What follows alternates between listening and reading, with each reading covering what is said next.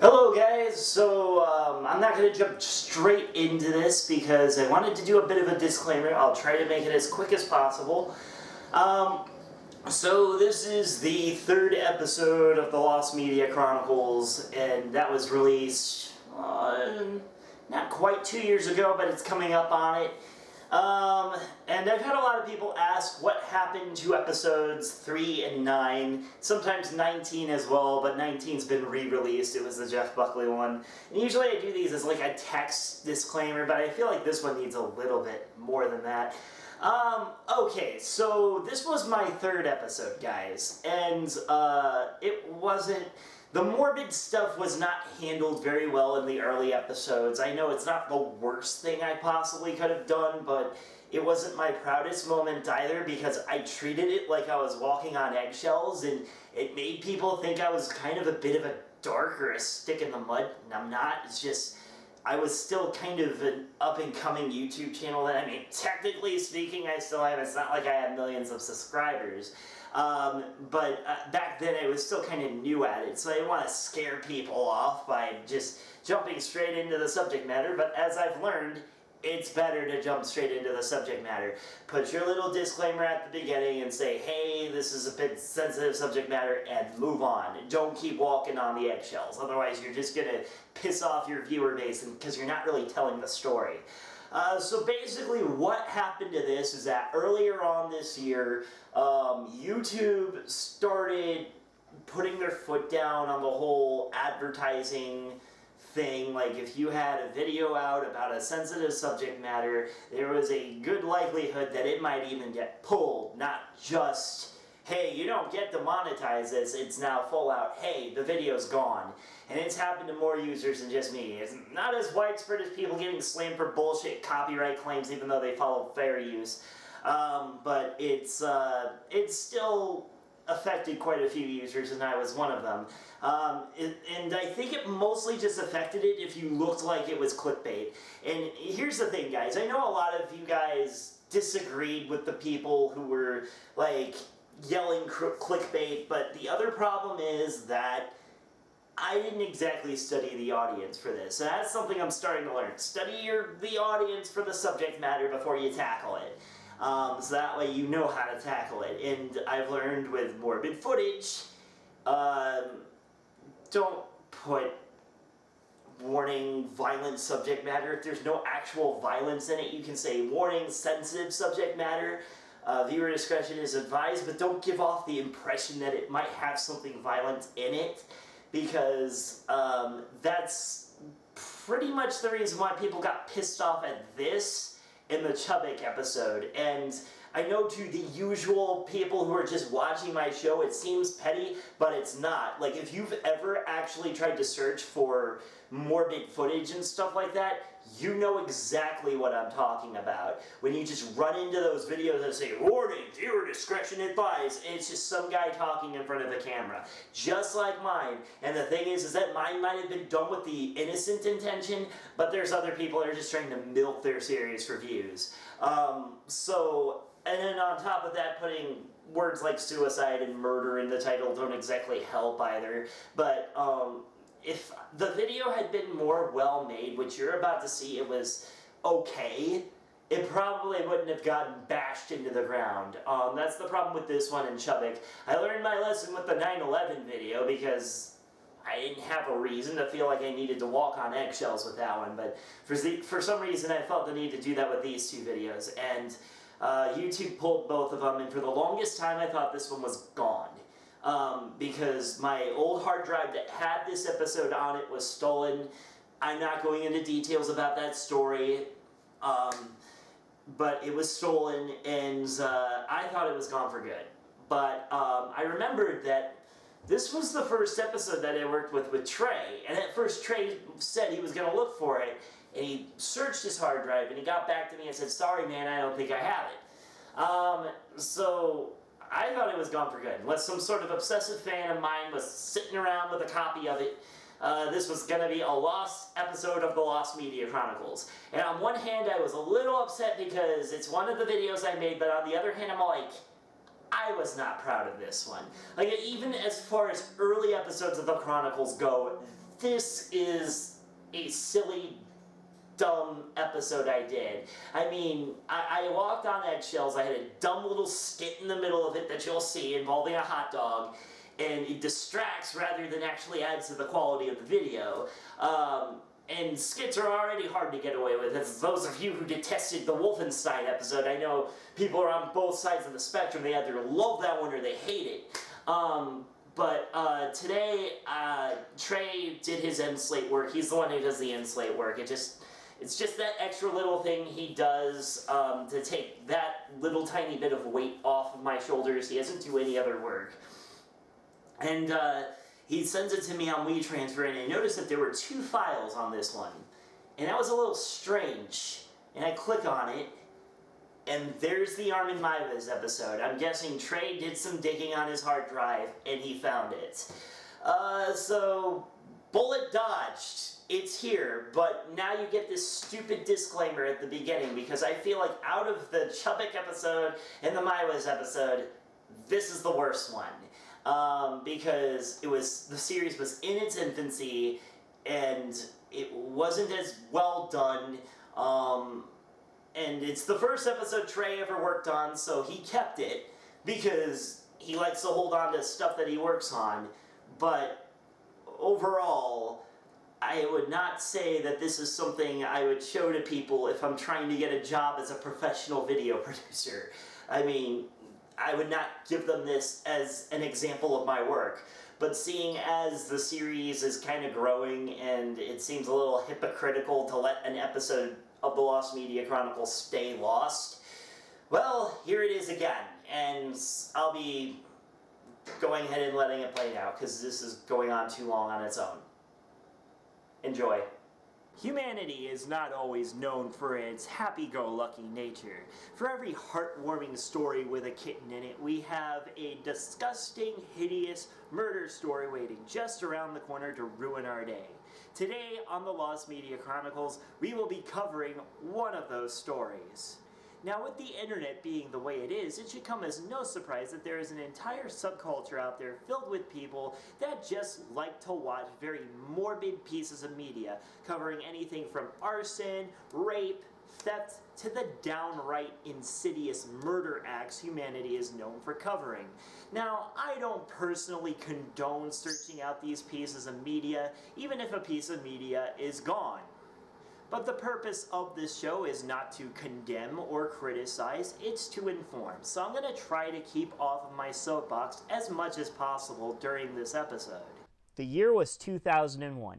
The place, Germany. The internet was still somewhat in its infancy, but its potential was just starting to be realized. That potential led to both positive and negative actions. It wasn't entirely unknown that the internet could be used for pedophiles to engage in unlawful conduct and for murderers to find victims. However, it should be noted that what I'm about to explain still was completely controversial and unprecedented. Armin Meiwes was a German software engineer. He was a frequenter of a fetish website called the Cannibal Cafe, which is now defunct. The purpose of the website was to allow cannibal fetishists to indulge in their fantasy, and that anyone who can't separate fantasy from reality should, quote, leave the website, unquote.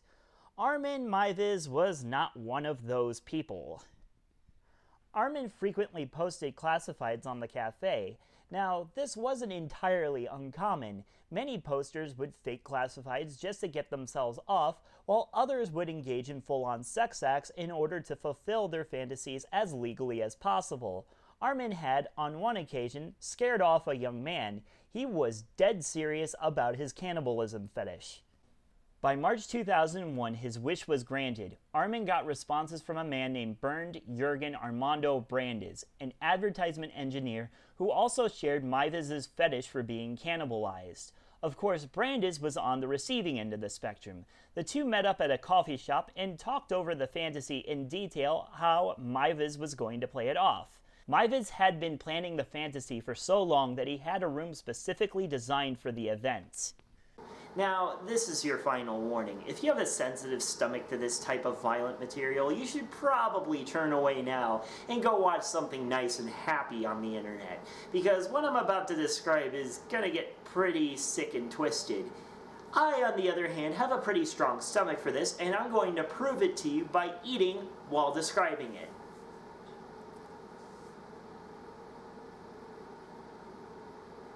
What?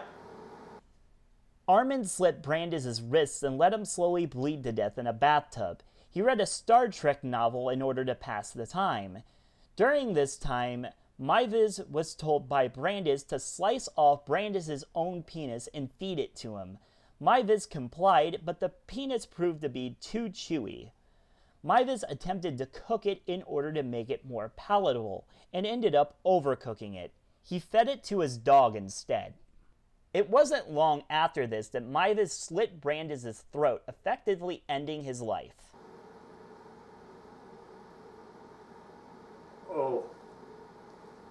Oh God.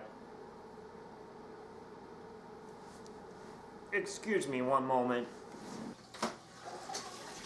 Oh, why did I think that was going to be a good idea? Meiwes actually recorded a lot of the events on a 2-hour-long videotape that authorities later found. It didn't take long for Brandis' folks and authorities to start searching for him. They didn't have any leads until around mid-2002 when Meiwes started to run out of Brandis' flesh and started posting yet again on the cafe for another victim. He also started bragging on the forums about what he had done, and many members understandably called him a liar. He tried to prove them wrong by posting images of the video of which he took. Screenshots of which you will not be finding in this video, for one, taste, and two, not putting my channel at any worse standing with YouTube other than copyright violation with 2 beats plus. These images are very easy to find on Google, and their validity is very rarely challenged, although some people do claim that they are from a horror movie that tried to recreate the incident. In theory, his bragging is what finally got him caught by police, and he was arrested in late 2002, nearly 2 years after the incident took place. The murder tape has never seen the light of day. The only people who have confirmed to have seen it are a select few members of the press and Meiwes' jury. A good chunk of the people who have seen it reportedly needed therapy after viewing it. This has only left the morbidly curious seeking it all the harder. The tape has never surfaced, even on the deep web. What's the deep web, you ask? Well, think of it as a version of the internet where anything goes. Basically, it's where the more computer-savvy criminals go to trade things like drugs and child pornography. Of course, there's other happenstances that are less dubious, but don't try it at home. You can get yourself into some trouble. One member of one of 4chan's many famous boards was allegedly granted permission to 2 additional screenshots as well as a 10-second audio-less snippet of Armin talking about having difficulty dismantling the body. The member's claim has yet to be proven, but it's rarely contested. Meiwes' post can easily be found in the Wayback Machine under his nickname Frankie, a name that he came up with in order to replace the brother of which he never had. Meiwes had a very, very complicated relationship with his mother, and she had just recently died no less than 2 years before this incident took place. It took the jury so long to find an accurate conviction for Meiwes until 2004, when his sentence was lowered from murder to manslaughter due to Brandis' consent. In 2006, his case was reopened to try to increase his sentence to life imprisonment, which was successful. Meiwes made a strange turn. He is now a vegetarian and regrets what he did to Brandis, despite what psychologists have said about his mental state. He is imprisoned, however, he's made a strong impact on his co-prisoners, getting them interested in politics and debates. What's incredibly notable is that not only is Meiwes in a high-security prison, but the prisoners are debating about things that don't directly affect them outside of the prison system, such as global warming and economic standing. It's really quite impressive.